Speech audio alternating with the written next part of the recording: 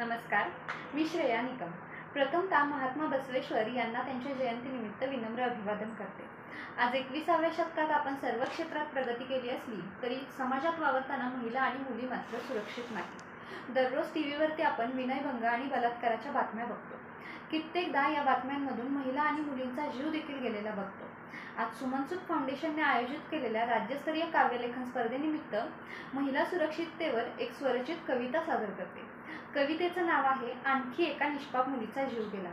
अत्याचार झाला, कॅन्डल मार्च निघाला। अत्याचार झाला, कॅन्डल मार्च निघाला। गुन्हाही दाखल झाला, पण निकाल लवकर नाही आला आणि या सगळ्यातच आणखी एका निष्पाप मुलीचा जीव गेला। प्रकरण झालं, 4 लोक जमले, सगळं होत्याचं नव्हतं झालं।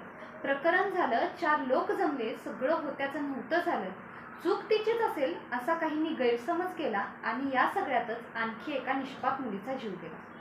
आम्ही आमच्याच देशात सुरक्षित आहोत की नाही, आम्ही आमच्याच देशात सुरक्षित आहोत की नाही असा प्रश्न मुलींना पडला। मुली आणि महिलांच्या सुरक्षिततेपेक्षा त्यांच्या नसलेल्या चुकांचा पाढाच जास्त वाचला गेला आणि या सगळ्यातच आणखी एका निष्पाप मुलीचा जीव गेला।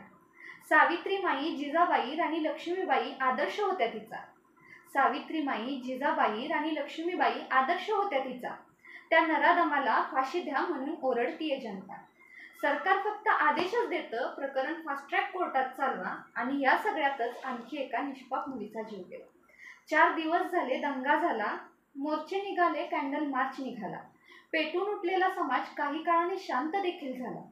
कोर्टाचा निकाल आला आणि नराधम पुन्हा निर्दोष सुटला आणि पुन्हा त्याच घटनांचा क्रम सुरू झाला आणि या सगळ्यातच कित्येक निष्पाप मुलींचा जीव गेला आणि या सगळ्यातच कित्येक निष्पाप मुलींचा जीव गेला।